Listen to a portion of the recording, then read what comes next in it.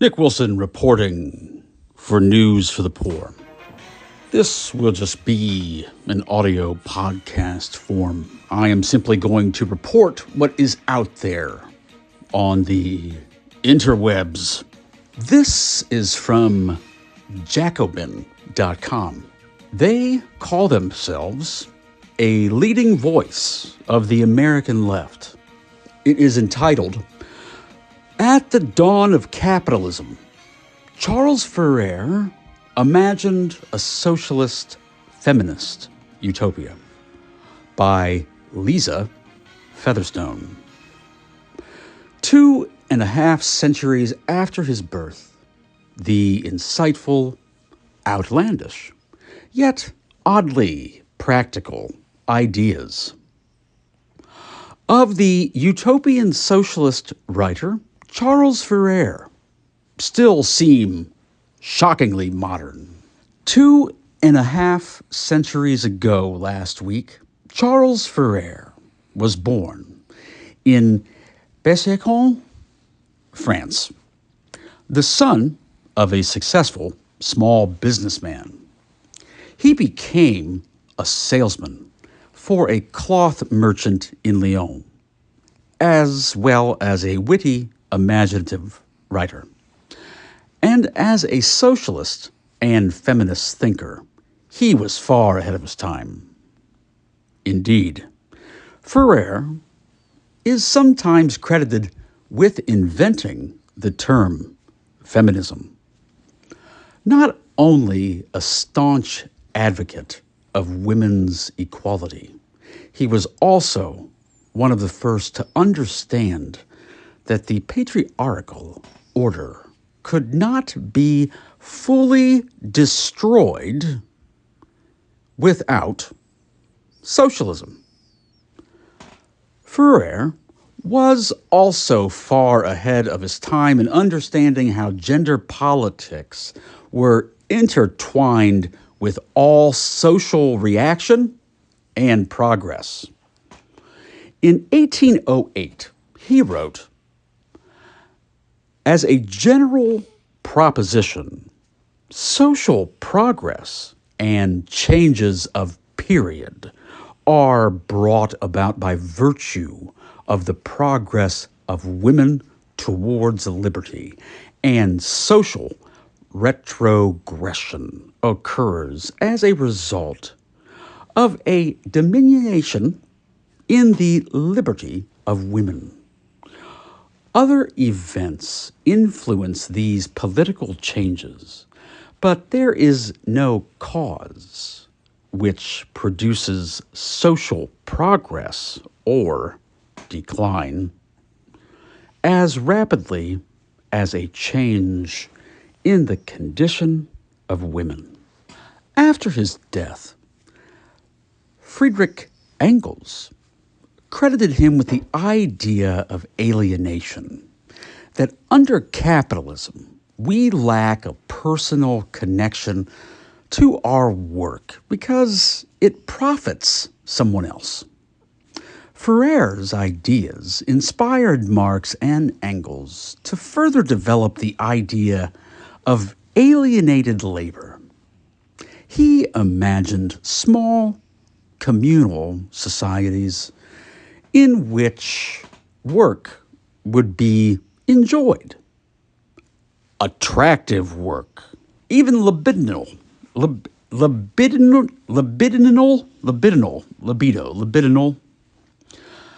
partly because of participants' love for the collective, but also because, when possible, people could be assigned to work they enjoyed. Most people don't, for example, like smelly garbage and getting dirty, but little boys do. Why not? Then, he reasoned, give young boys the dirty, stinky jobs.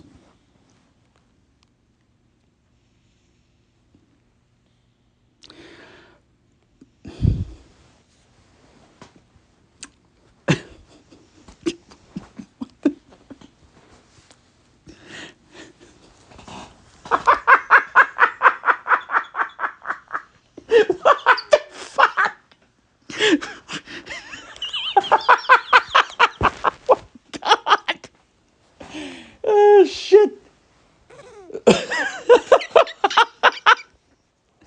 Oh, my God. And Fourier, this is just a joke. What the fuck is this?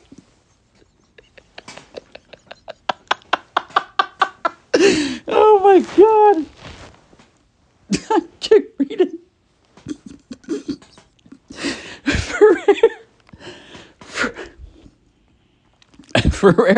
Fourier has many imaginative and weirdly practical ideas along these lines.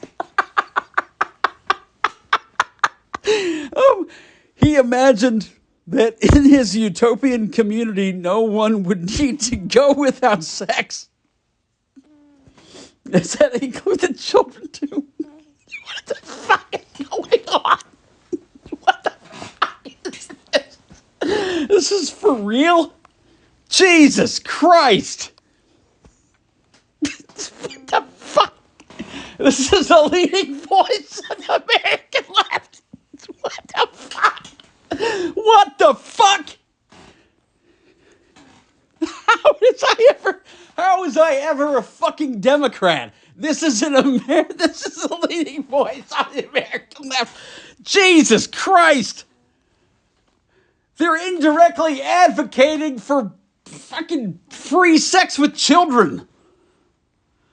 I don't think that is a mistake. I don't think that's a coincidence.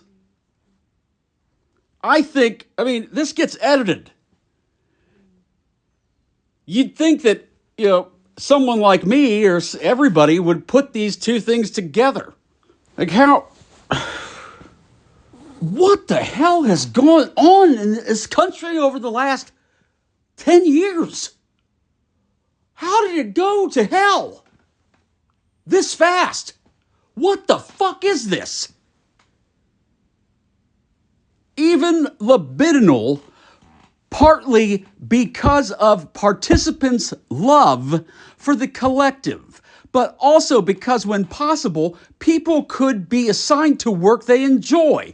Most people don't, for example, like smelly garbage and getting dirty, but little boys do. Why not then, he reasoned, give young boys the dirty, stinky jobs? Next sentence. Fourier has many imaginative and weirdly practical ideas along these lines. They go along these lines, you see. Many practical ideas that go along these lines, like giving little boys, these stinky jobs. He imagined that in his utopian community, no one would need to go without sex. The only thing separating that is a paragraph break. This article is pedophilic. Am I wrong? I just picked this out. I didn't read it.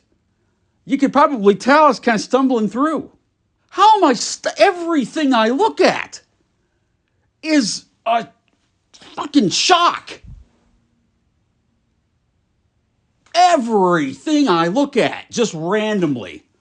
Just like, oh, let's see what Jacobin.com is doing. Oh, okay, there's a leading voice on the left. Oh, they're writing about this Charles Fourier guy here. Oh, he's a weirdo. He writes really weird, funny stuff. And, he wrote this really weird fucking utopian philosophy. It was like really just kind of outlines his OCD problem. Everything's numbered.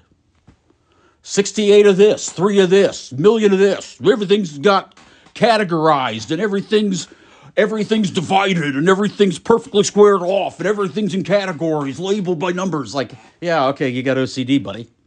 I'm interested in him because he has radical, delusional, he's crazy.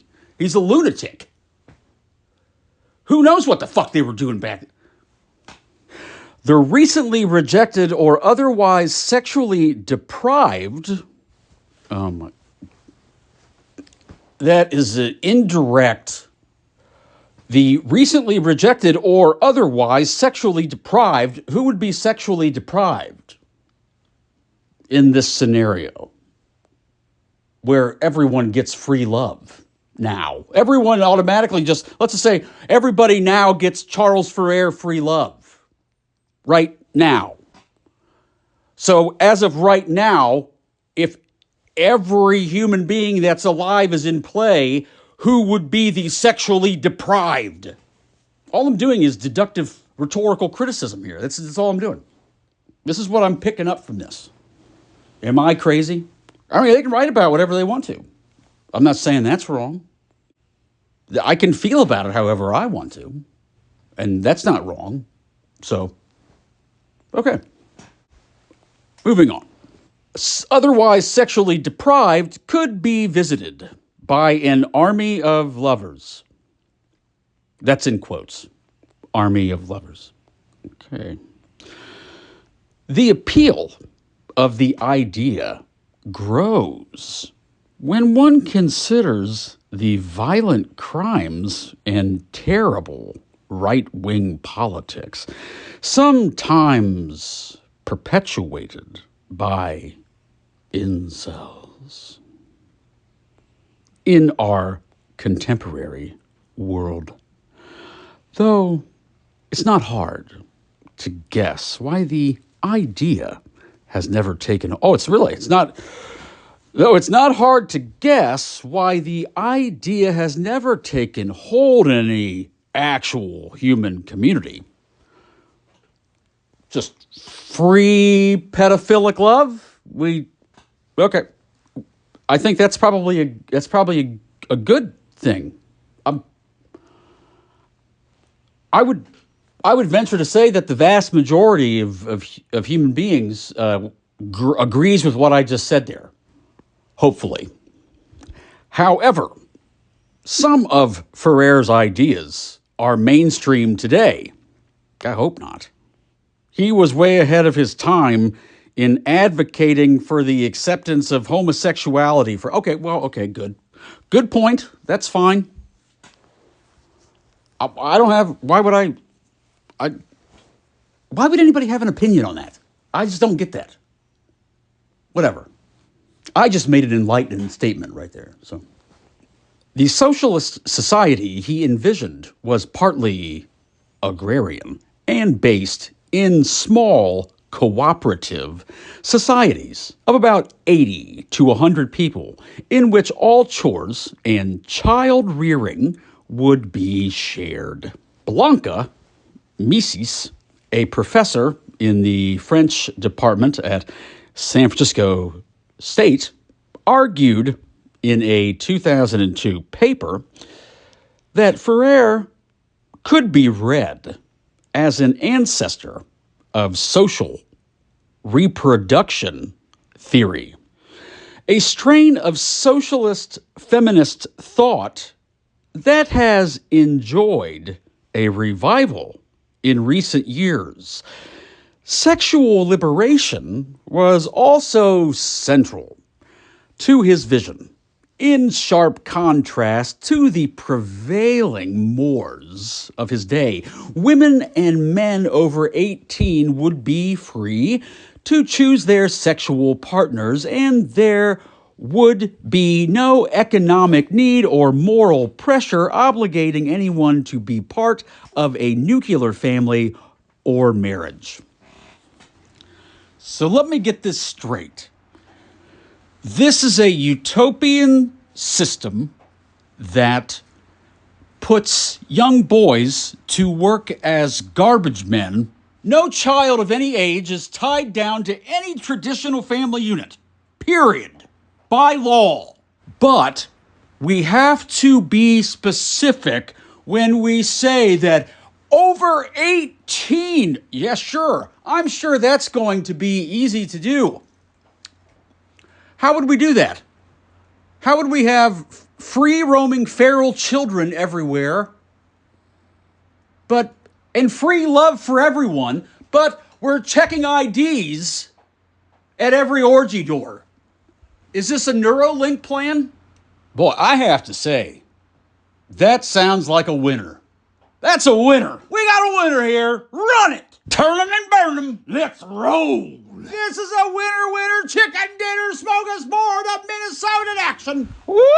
Get that trash rolling up here, kindergartners. I know you were in kindergarten yesterday, but we're doing trash today. I know you love it. We'll just tune your Neuralink to make you love it. Ha ha! What is the button for make them love garbage? 3? Press it. Press 3. See them? They're dancing in the garbage. They love it. Now, what's the... Whoops. We are not going to any orgies. There will be no orgies on any garbage piles in any dumps today or ever until all these boys are 18. Okay. What is this? Why are people trying to dictate? Why is this even a topic? And there would be no economic need or moral pressure obligating anyone to be a part of a nuclear family or marriage. Economic need, that's just a thought. That's just a manufactured anxiety. Or do you mean like you want to hold on to your one little chunk of whatever that you think you own? Is that what he's talking about? So the trappings of your success come into play here, like what you own owns you kind of thing? Okay, great.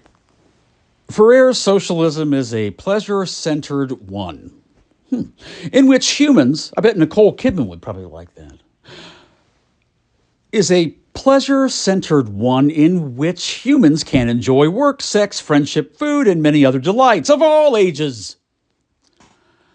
Significantly, too, given that he came of age during the French Revolution, Fourier understood the ideal of freedom.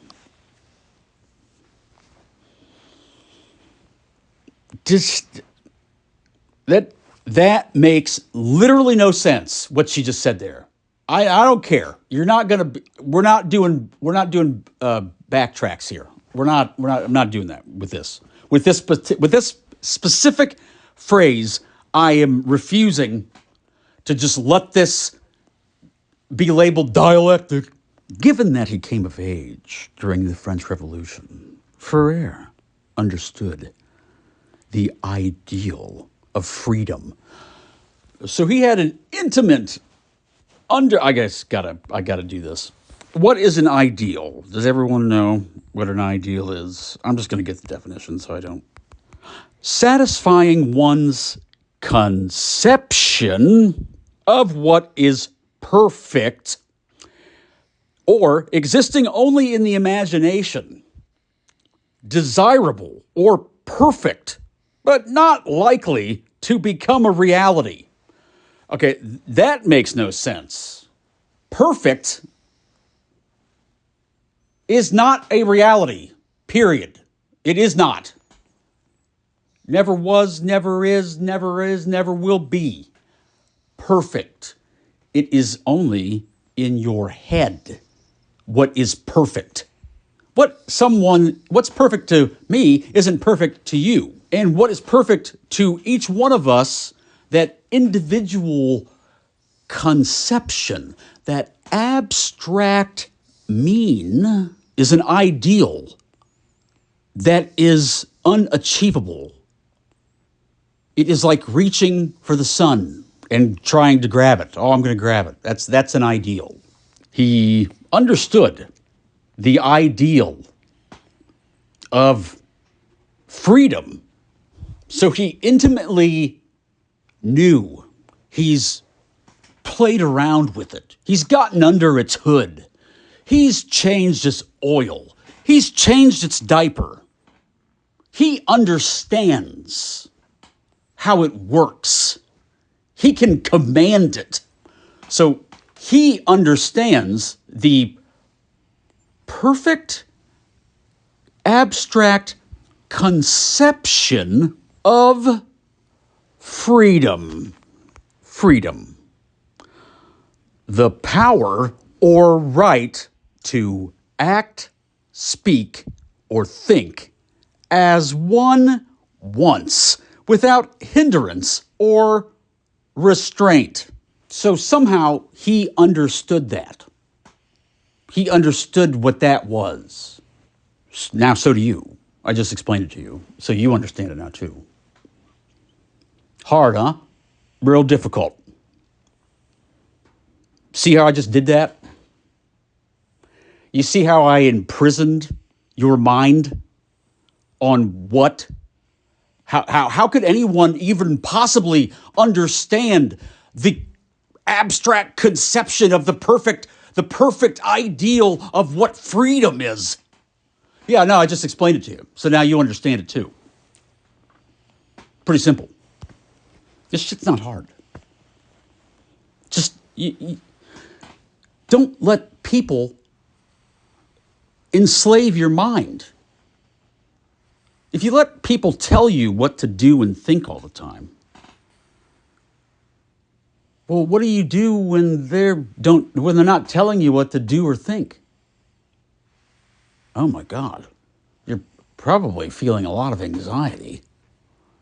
Oh my God, that atrophied inner monologue is probably like Huey Lewis's, whatever that old-time rock and roll song. Is that what that is? Where else can you do 500,000 things all at 2:45? When they play their music, ooh, that rockin' music, but still I see an old rockin' rhythm that really, really drives them wild. They say the heart of rock and roll is still beating, and from what I've seen, I believe them. Now the old man is barely breathing. That's it.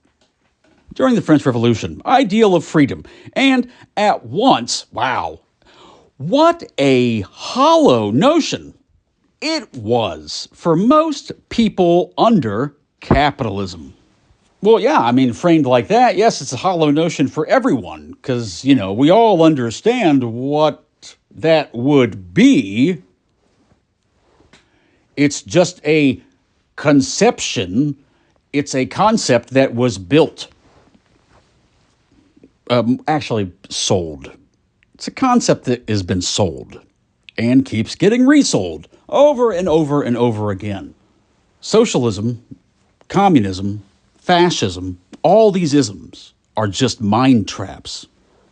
They are mind traps. And once you're writing articles like this and indirectly advocating for free child love,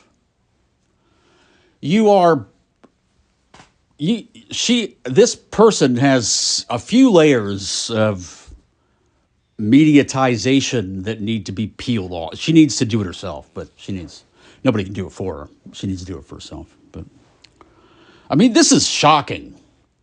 And when I started this, I was just gonna, a minute in, I was gonna stop.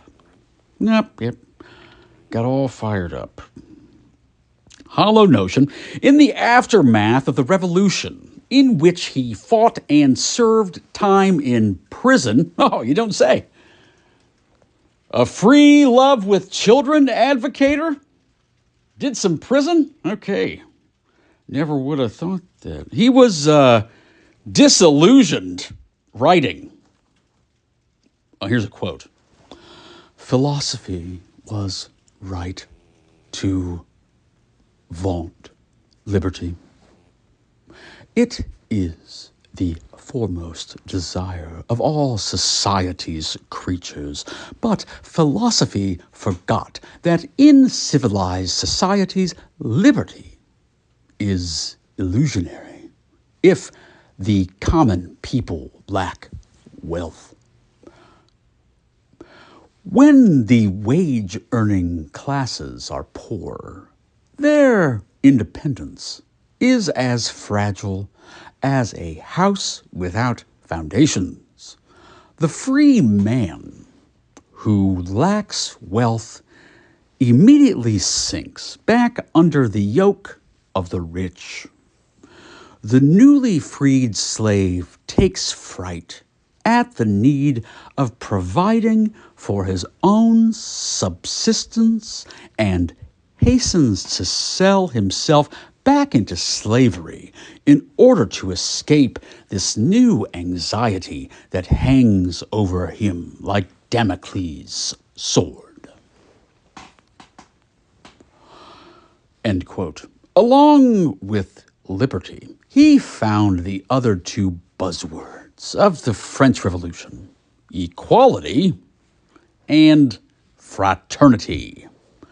Equally ridiculous as long as people suffered from economic precarity. Sorry, I'm dyslexic, so it took me a long time to teach myself how to get to this point. I mean, it takes a stubborn ass man, an uncontrollable man, really, to be this hard-headed, to be like, this is what I'm going to do. I'm going to be good at this. This is what I do have. Everybody's dyslexia is different. Not the same, it's different. And this is going to get weird, but I kind of feel the words a bit. And the syllables pop out at me. Because the letters jumble. Like if I twist my head, like if I come back to it, if I just look over to the left or right and then I come back to the screen, I have to take a second and be like, wait a minute. And then I got to like refocus. And then it's like sometimes I'll lose. It's almost like I drop into like that trance that you have to use for those weird 3D pictures. You have to like unfocus your eyes. Anyway, this is another weird segue. Sober as a judge, I'm just blatantly honest. Along with liberty, he found the other two buzzwords, French Revolution, equally ridiculous, and were forced to endure hunger or wage slavery. While Fourier didn't envision a completely classless society, he did imagine a splendid minimum standard of living that everyone would share. Marx and Engels didn't suffer from any prissy, interesting word choice, aversion to Fourier's ideas, even his more outlandish ones. Is she alluding to the child love thing again? Nor did they fail to take him seriously. So they didn't fail to take him seriously. So they took him seriously. Thank you. Oh, God damn it. Was that her attempt at dialectic? That's sad. It's not sad. As some self-professed Marxists have. So some self-professed Marxists don't take Fourier seriously. So what she's saying is that those people aren't Marxists. They're not true fans. Yeah. They're not true fans. Did you know I was at your show in 92? Their main criticism of what they called utopian socialism wasn't the sex or the whimsicality. In their view, Fourier and other thinkers like him, Henry de Saint-Simon, for example, had no concept of how their imagined society might come about, and they lacked a class analysis. So, for example, had no concept of how their imagined society might come about. So they never wasted an excessive amount of time meticulously outlining their fantasies on paper? Well, they're not devoted socialists then. They're not true Marxists. Marx and Engels understood that capitalists, so they understood that humans would not like all of their property stolen. Interesting. Really? That is truly surprising. That they would conceptualize that. Who would ever dream that someone would get upset if you didn't return their rake or pickle jar or whatever? Empty can or three-legged chair or whatever. Right? Okay. And would have the state on their side. They would? Are you sure about that? I don't know if wait.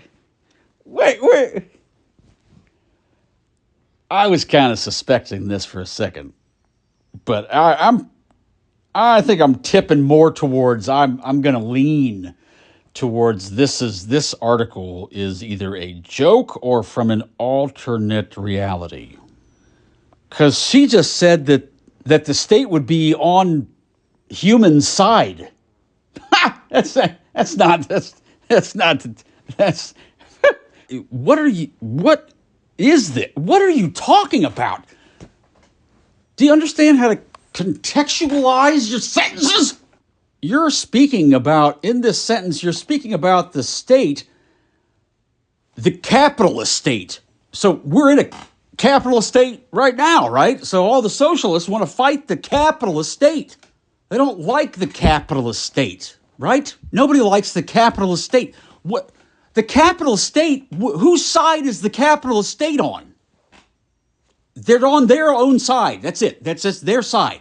This doesn't make any sense. This is not dialectical. This is syntactic. My God. They charge people for this shit. That's just robbery. This is highway robbery. And then some. This is highway robbery and just wrong.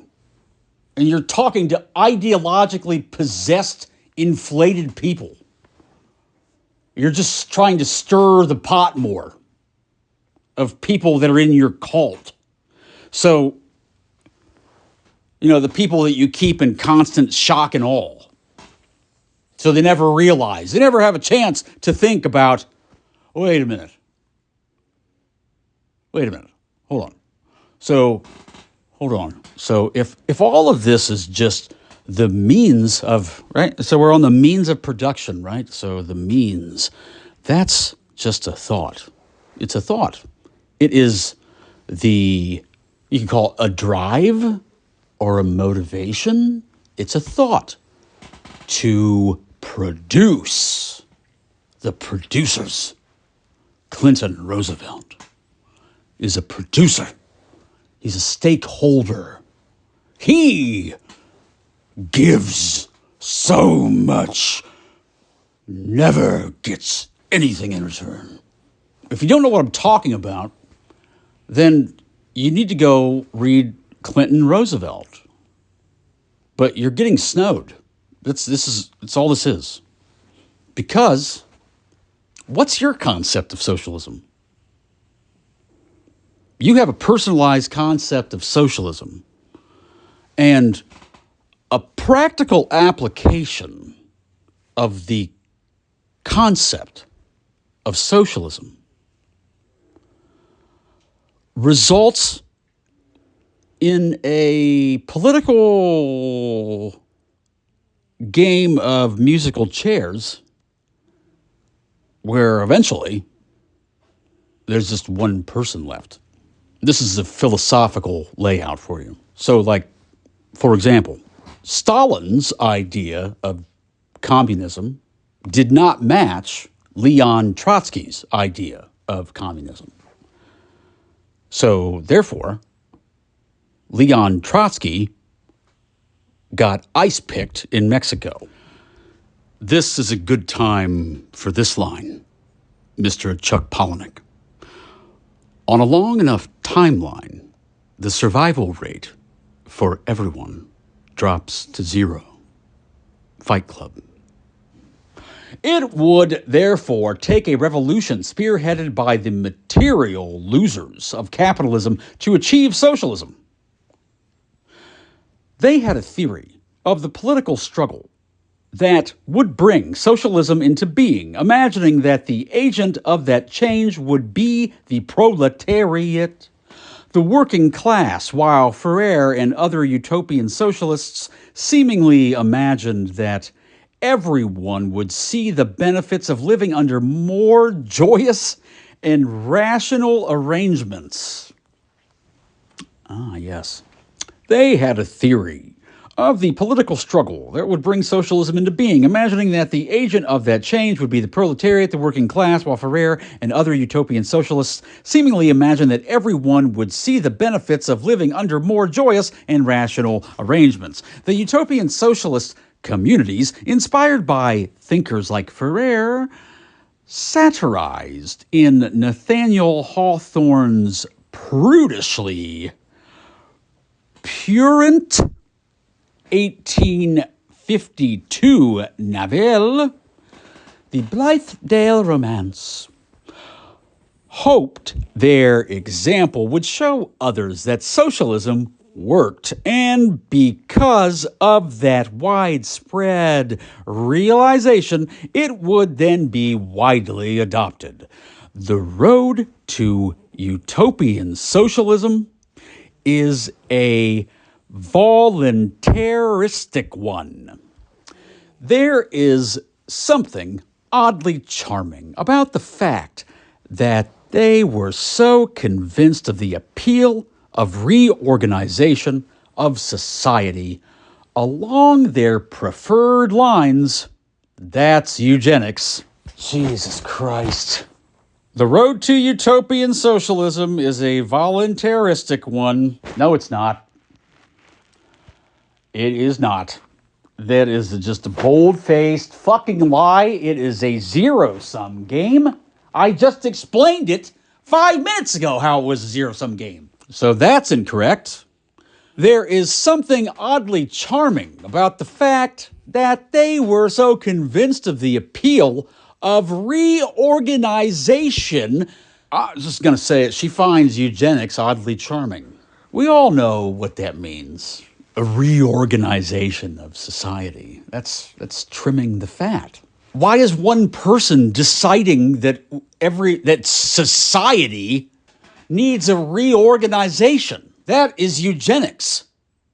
Because some people will not be down with your plan.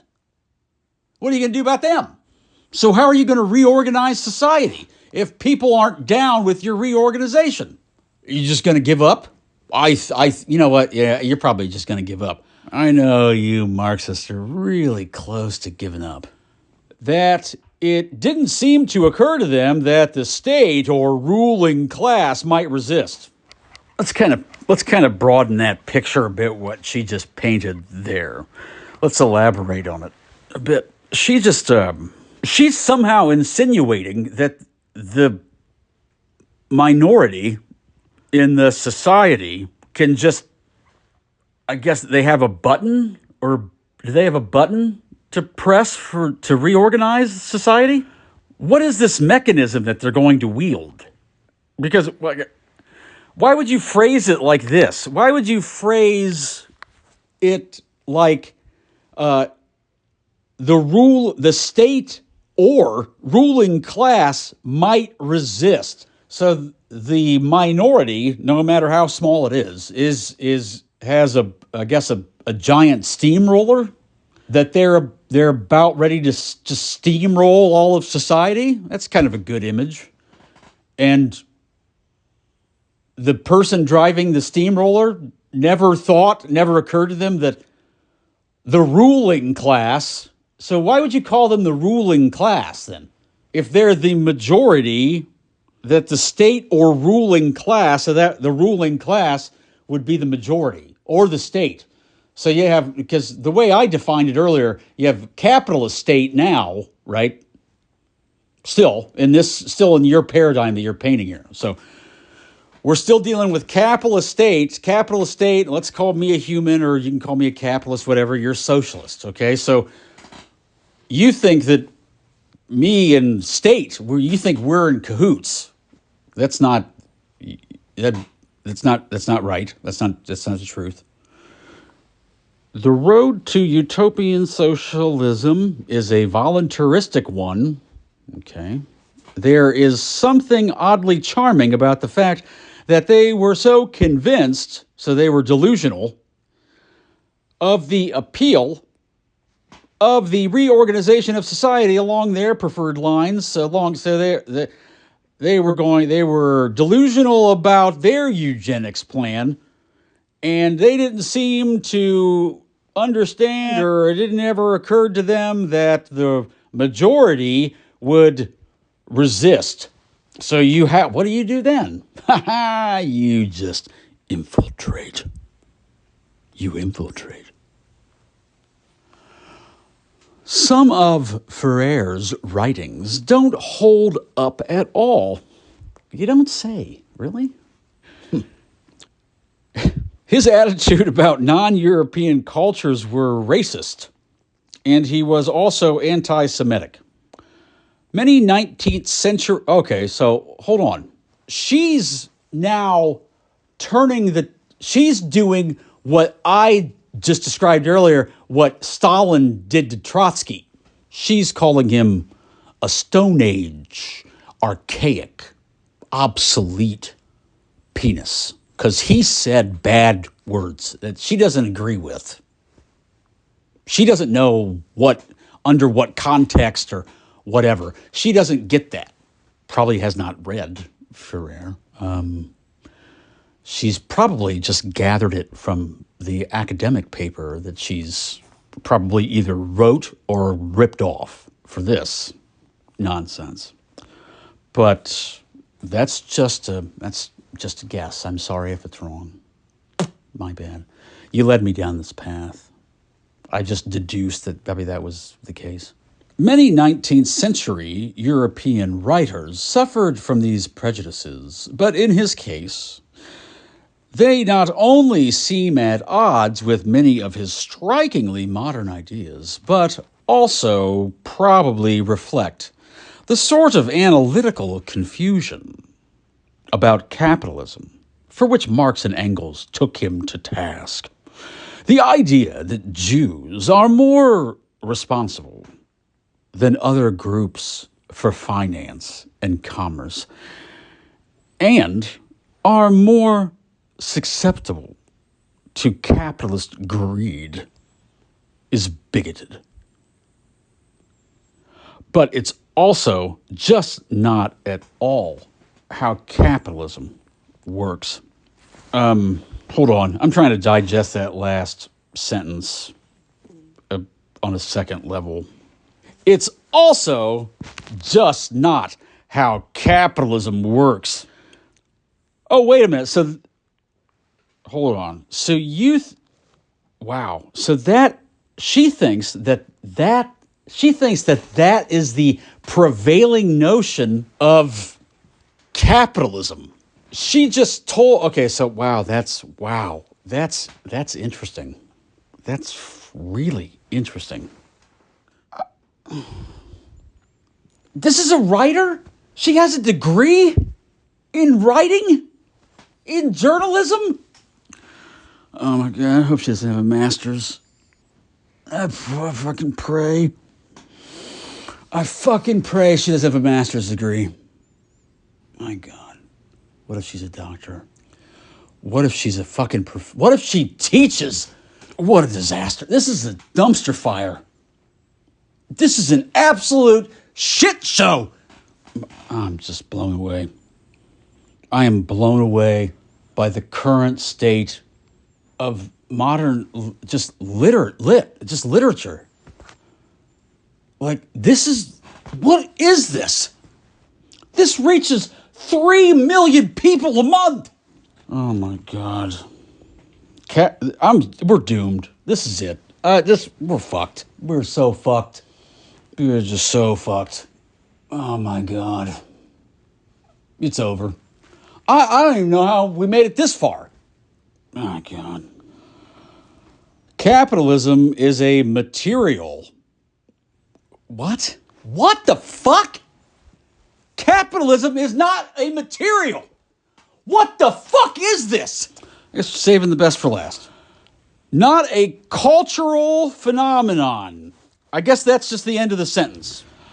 I just want to pause one more time so everyone can feel the gravity of the brilliance of this sentence. Capitalism is a material, not a cultural, period. Phenomenon. Maybe this isn't edited. Maybe they just they have diarrhea and they just go into the bathroom and they go, bah! And then they walk right back out. You know, like Segura, that one funny line he's ever had. Maybe he's had like 3. Capitalism is a system. Okay, thank you. God, Jesus Christ. Finally, a factual fucking statement. Not a moral failing on the part of any specific people or groups. Yes, it is. What the? I have no comment for that. I got nothing. I'm sorry. We are all now we are all dumber for me having read this. I'm sorry. What a shit show. Somebody needs to, a friend or an advocate or needs to find where LIZA Featherstone is and take all of her pens away and please all of her typewriters or any kind of keyboard, computer, pencils, paper. I mean, I'm talking like we got to make sure she's got to be in a place where she can't even go to like a stream and cultivate any ink. She's not allowed to write. She's not allowed to write any longer. We're revoking it. We're done here. None. No more. No more writing. I don't know how much more we can take. God, Jesus Christ. The problems with this is going to be the last. This is the last sentence. No, this is the last two sentences. The problems with Fourier's thinking still matter. Could we get this woman some lessons in English? Because that's not even a sentence. That's a fragment. This is a fragment. How? It's not edited. There's no editing. This is just fucking socialist diarrhea. Blah! It's just blah! And then they walk out of the bathroom. It doesn't matter if they go in the toilet or on the mirror or on the floor or in your mouth. They do it in your mouth, right on your brain. And they don't even care if it's fucking correct. Ah! Whew. I have to calm down. I have to calm down. They're not even trying. Like they're just going through the motions of propaganda. How does this reach 3 million people a month? How? Chris Hayes loves it. So does Noam Chomsky. All the people at MSMBC. I bet Rachel Maddow loves Jacobin. I bet she loves it. She doesn't specifically endorse it, but her workmate, Chris Hayes, loves it. I would normally give somebody leeway like that. You can write a fragment if you are trying to make some kind of a statement. But you're not allowed to do that. You specifically are not allowed to do that. I would actually like it corrected. But his insights on women's liberation and human freedom, and his vision for a pleasure-seeking socialism, may be even more endearing or enduring. Whatever. Okay, I'm going to save this. LIZA Featherstone is a columnist for Jacobin, a freelance journalist, and the author of Selling Women Short, the landmark battle for women's rights at Walmart. I wonder if she advocates for eugenics in that as well. And or free child love. Interesting.